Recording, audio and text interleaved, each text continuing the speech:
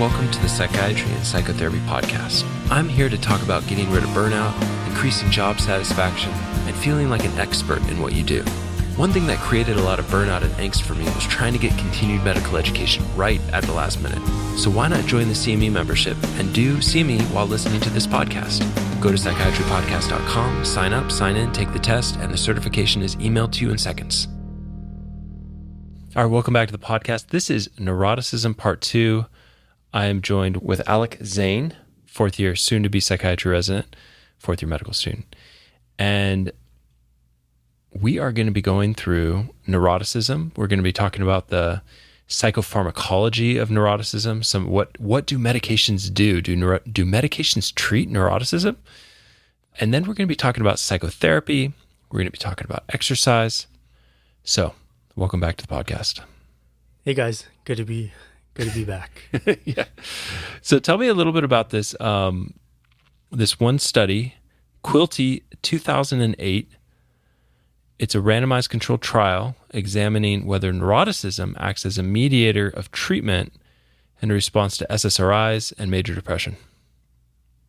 Yeah, so basically what they sought out to look at was whether neuroticism played a role in the effect that SSRIs have in MDD. So they proposed two different models, actually, in which neuroticism could mediate this treatment. The first one is the mediation model. This model says that all changes in depressive symptoms in response to SSRI treatment were preceded by changes in neuroticism. Basically, they're just saying that depressive symptoms were only fixed due to changes in neuroticism. And their second model that they pointed out was complication model. What this model says is that changes in neuroticism are a byproduct of SSRI-improved depression. So this model basically, it doesn't say that neuroticism acts as a mediator, but it's rather just a side effect, basically, of treating depression with SSRIs. Okay, that's cool. So they're going in there with different models. They want to see which model is more accurate. Right. And they studied 62 men and 89 females, and they treated them with SSRIs. What were the other options that they gave? Yeah, so the other options included NDMs and RIMAs. Yeah, so this was a really interesting study because they looked at comparing SSRIs with dopamine reuptake blockers and reversible monoamine oxidase inhibitors. So they compared the two groups, SSRIs versus they kind of grouped the reversible monoamine oxidase inhibitors and the dopamine reuptake blockers together. And they found there was not much difference in the two groups. So that means that they could actually look at these and compare the results.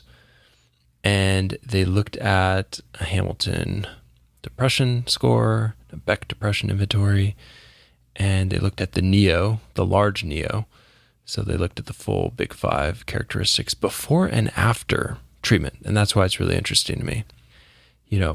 Does neuroticism decrease? Right? That's one of my questions with proper treatment. And what they found was that, in fact, the SSRIs worked better at decreasing the neuroticism. And so before, the score was like 120 pre-treatment, and after it dropped to 100. And about a standard deviation was about 20. So that's a 1 standard deviation shift in the neuroticism score. And that was with the SSRIs. With the other two medications, it was only a drop in 5 points. So that's a quarter of a standard deviation. So the effect size for treatment of neuroticism was 1, which is really nice with SSRIs. Further, the HAM-D, the BDI also decreased. So drops from the HAM-D6, which is part of the HAM-D, was 10.5 before, and then it dropped to 3.2.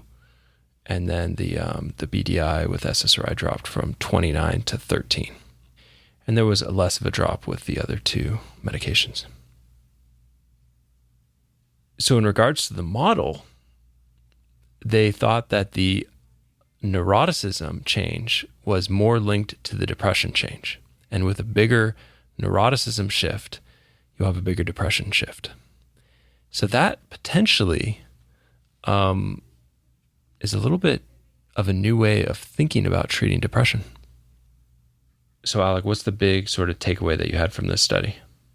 So the big takeaway that I got is that when we treat depression with SSRIs, it often co-occurs with decreases in neuroticism. Yeah. Okay, so with that first study in mind, we looked at a second study. This was a more recent study done by Hayward, 2013.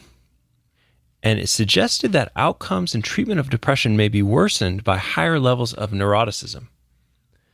But in looking at the study, because we have this mindset now from this prior study that you can change your neuroticism 20 points by treatment. That's one standard deviation. One of the big mistakes this study made was that they looked at the timing of when they took the Neo, and it was between 0 and 62 months after starting treatment, meaning for some people, they did it before they started treatment. For some people, they did it after they started treatment. And so because of that, when I look at this study, it's almost like I can't even really wrap my head around the details of the study, because what if, you had someone at 62 months after they started treatment and they're still very depressed and they're also very high neuroticism, and you test the neuroticism and it's high. And you're like, oh, well, I guess the person who was highly neurotic had more difficult to treat depression. But it seems that in the prior study, both the depression and the neuroticism were both treated. Actually, in this paper, they said in their introduction that neuroticism was very stable across the life course. I think that's fundamentally not true. Mild to moderate at most, right? So we're going to skip this study. Not go into too many details of it. We'll put it up on the website if you want to take a closer look at it yourself. All right. So now we're going to move into psychotherapy. So tell me about this first study by, oh gosh, I'm going to butcher this name, Rognick Zook, 2003. Yeah, that's pretty much as good as I would have gotten it.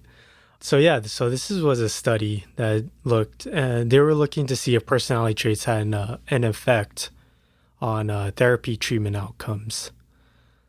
So they theorized that neuroticism would have a negative effect, actually. So this study was done on psychiatric outpatients who had complicated grief. These patients either completed interpretive or supportive short-term group therapy. Group therapy. I think that's important to mention. Yeah, and then we'll definitely touch upon that again later. But prior to therapy, their personalities were measured with the Neo-FFI. And treatment outcomes were operationalized as were grief symptoms, interpersonal distress, and psychiatric symptoms measured by several different questionnaires. And what they found was that neuroticism was actually associated with less favorable outcomes, meaning that the patients still had greater grief symptoms, more interpersonal distress, psychiatric symptoms, etc., as compared to other personality traits. And on the other hand, extroversion, conscientiousness, and openness actually were directly associated with more favorable treatment outcomes. Yeah, it's hard from this study to tell exactly how strong those links are. My other thought was they did the Neo at the beginning of the treatment, but not at the end. I wish they would have done it at the end so we could see before and after how much the how much the neuroticism and the different things changed with treatment. I would have also liked to have seen, it's possible that the people who were higher in neuroticism just had worse symptoms, because in that prior study we looked at with the SSRIs, it seems like there was a close tie between neuroticism and depression. So like, were the people with less favorable outcomes really just more severely ill? Which, of course, people who are more severely ill, they're going to take more treatment. It's going to require much more treatment to get them better. So those are some of my thoughts. The next study we looked at was mindfulness-based cognitive therapy, which showed reductions in neuroticism. This was Armstrong and Rhimes, 2016. So a pretty recent study. And they defined mindfulness as awareness and acceptance of ongoing emotional experience. And they thought it was a potential protective factor against neuroticism. So, yeah, tell me a little bit about this study. Yeah, so the idea was that they thought practicing mindfulness would help prevent neuroticism by treating, sort of that perseverative negative thinking, resulting in decreased emotional sensitivity in neurotic patients. So this was a pilot randomized control trial that helped. It basically placed mindfulness-based cognitive therapy, MBCT, against online self-help intervention, which served as the control group for highly neurotic patients. So neuroticism was measured with the Eisnig personality questionnaire, and this was administered throughout treatment, actually. And participants, in order to be in the study, they actually had to have a level of 6 or higher in neuroticism in order to be qualified.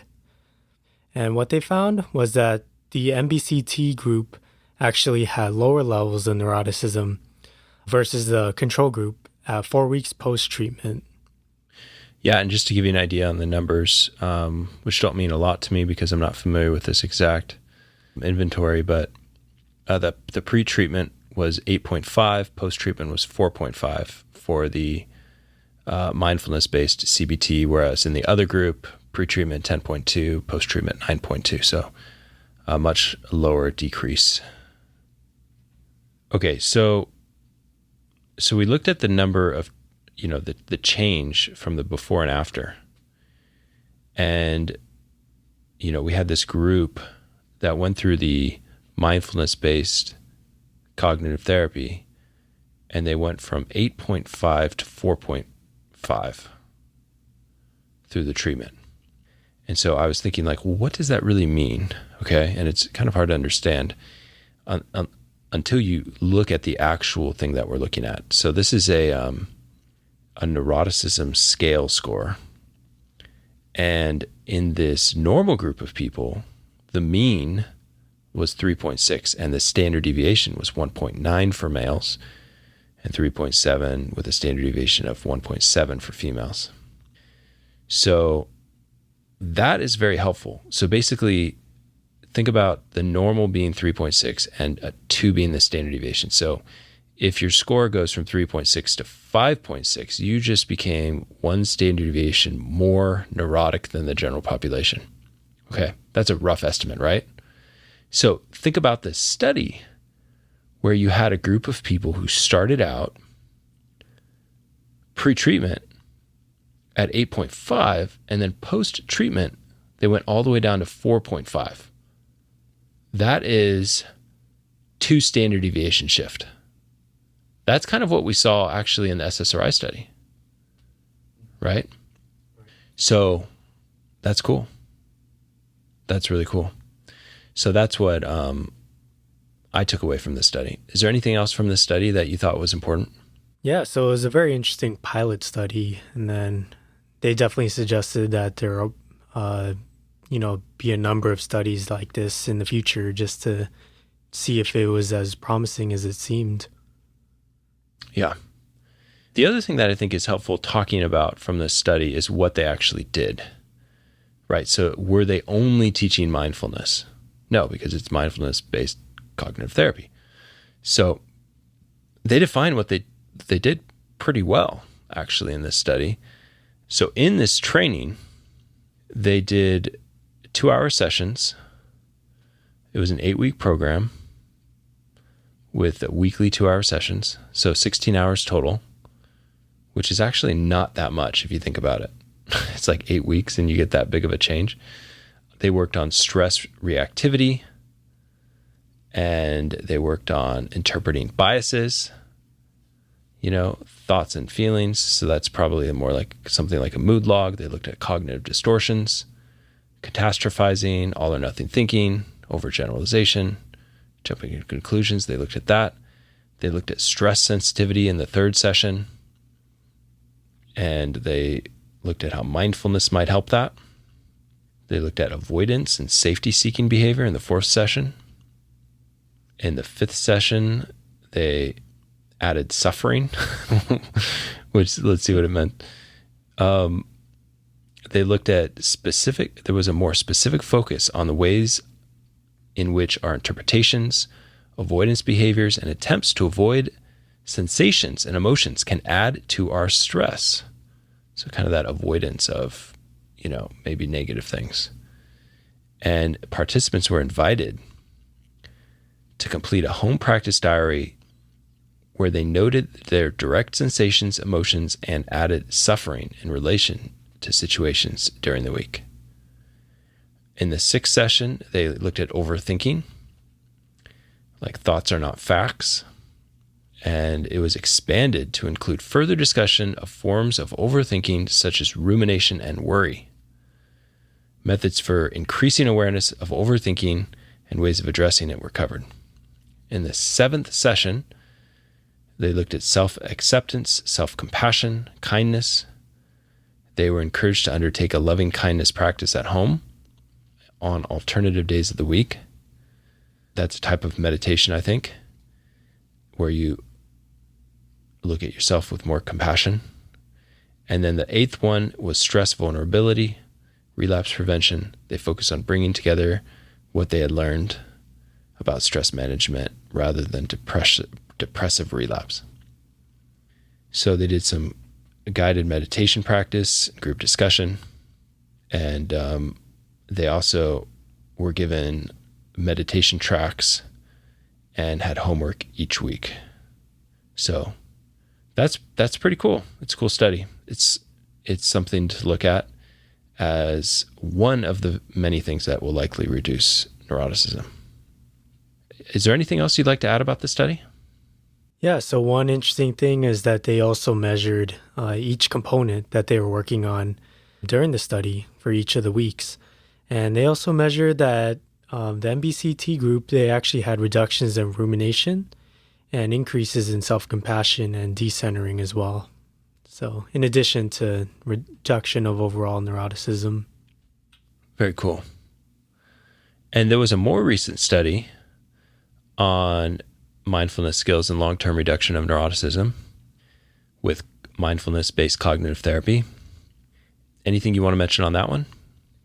Yeah, so this one was more recent, done in 2017. So in this study, they took data from 2 randomized control trials, actually. They looked at patients with recurrent depression in remission. And similar to the other study, they were treated with MBCT. It was measured after treatment as well, and at a 15-month follow-up. So what they found was promising as well. They found significantly lower levels of neuroticism overall, and they actually found higher levels of conscientiousness at a 15-month follow-up. Yeah, so the mean for this was 151, and then at 15-month follow-up, it dropped to 145. Interestingly, this effect size is quite a bit smaller. It's 0.54, but sometimes we see that with bigger studies.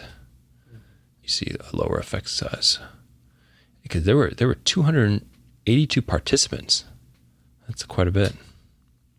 Okay, let's keep moving. I want to touch on exercise a little bit before we move on, and it's really hard it was really hard for us to find studies where they looked specifically at neuroticism before and after starting exercise. But what we do know is that major depression, anxiety, is highly linked with neuroticism. So there's a couple studies that are pretty recent, actually, and I'd like to discuss them a little bit and show how there might be a connection between, improving anxiety, depression, and therefore neuroticism. So in a large population study of 17,839 adults, the combination of aerobic and muscle strengthening exercise was associated with the lowest likelihood of reporting depressive symptoms, followed by aerobic and muscle strengthening only. That was Burney, 2019. And further, a 12-week prospective study in elderly patients with MDD found that having both aerobic and strength training contributed to improved treatment responses compared to low-intensity exercise. Further, a meta-analysis of 17 studies revealed that strength training and combined aerobic strength training increased peripheral blood BDNF concentrations in older adults. However, low and moderate aerobic exercise alone did not. So you really need to get that sort of either more intense aerobic exercise or the combined aerobic strength training to get that brain-derived neurotrophic factor, which is like miracle grow for the brain, to get pushed out and activated. Finally, a cross-sectional study of 5,180 Australian women found that the combination of resistance training and aerobic exercises yielded lower probabilities of depression, 0.61, compared to aerobic exercise alone, but there was no association found between resistance training alone and depression, which surprises me because I've seen a number of studies that show that resistance training does help. This study showed that there seems to be a synergistic influence between aerobic and resistance training. So all of that put together, I think that best practices for someone with higher neuroticism is to do consistent exercises, both aerobic and strength training. And you can refer to my other episodes on strength training for best practices and other benefits. Okay, so finally, I wanted to sort of see if there was any possible benefits of neuroticism. So, we know that good wartime leaders like Winston Churchill probably were a little bit neurotic if you read his life history. People who are a little bit more close to the truth actually are a little bit less optimistic. So people who live in reality have slight sort of skew in that direction, right? Were there any studies that you could find that showed that highly neurotic individuals could outperform counterparts? Yeah, so there's actually a few studies out there that support neuroticism actually in the work context. So there was a field study done by Smiley in 2006 that suggested that highly neurotic individuals actually outperform their stable counterparts in a busy work environment, or if they were expending a high level of effort. So this was a field study that looked at office busyness and the Eysenck personality neuroticism. They looked to see if that could predict telesale performance, actually. And in this study, office busyness was operationalized as the total number of quotes issued within the whole office during a time period. And job performance was operationalized as the number of individual sales made by a participant. And what they found was that increases in office busyness were associated with greater performance improvements actually for highly neurotic individuals as compared to less neurotic individuals. They found overall that neuroticism was a significant moderator in the relationship between office sales and individual sales. And overall, highly neurotic individuals outperformed their stable counterparts in a busy environment if they expended a high level of effort. Yeah. So, we did look at a prior study on work and work productivity earlier in the beginning of this episode. Yes. That looked at actually maybe neuroticism might hurt people at work, but actually in this there are some contexts where neuroticism might actually be beneficial. There was another study that showed a curvilinear effect of state neuroticism and task performance when high-performing professionals were asked to complete a complex cognitive task. Tell me about that one. Yeah, so that can explain some sort of the variable effect that neuroticism may have on people's work performance. So this study done by Beckman in 2013, it examined the relationship of neuroticism and performance when undertaking cognitive tasks. So this study was based on the Yerkes-Dodson law, a fundamental psychology law that states that performance is an inverted U function of arousal. Basically, what that means is that we tend to function best when we are at more moderate levels of arousal versus high or low levels of arousal. So they wanted to see if neuroticism actually was related to cognitive performance in the same way, where, as in if there was a moderate level of neuroticism, participants would perform better rather than when it was too high. That's really interesting. I like this kind of study because it looks at the non-linear relationship. Most correlations are just like a linear relationship between two things, but this is really looking at a nice curve, like a mountain, right? So there's this place in the middle, somewhere in the middle, where you can get peak performance. And you can think about that with different activities, right? So there would be some activities that would be highly stimulating or high fear-inducing for some people. And so maybe the type of person that would be better at that is someone who's lower in neuroticism. Yeah, interestingly, I'm looking at my neuroticism scores to kind of compare it to what I see here. There's some parts of my score scored really, really low in neuroticism. My N2, which is the anger hostility, was very, very low. It was 2.5 standard deviations below the mean, whereas impulsiveness was maybe a little bit higher. That probably is due to all the food questions. I enjoy food quite a bit. Anxiety, I had 1 standard deviation below the mean. And depression, I was about middle, self-consciousness about middle, vulnerability about middle. Yeah, interesting. So yeah, it seems to me that there's different jobs and there's different amounts of neuroticism might actually play into certain jobs being more beneficial for someone higher or lower neuroticism.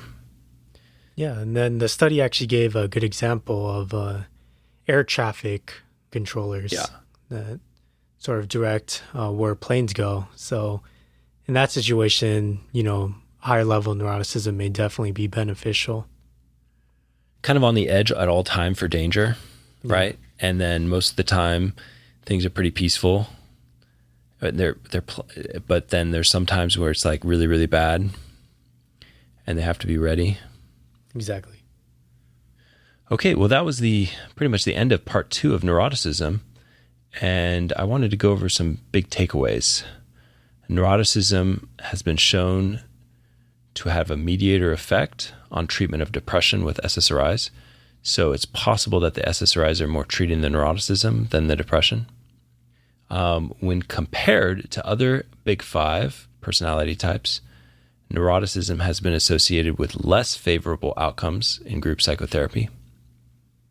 There have been several studies that have shown that mindfulness-based cognitive therapy show promise in decreasing neurotic symptoms.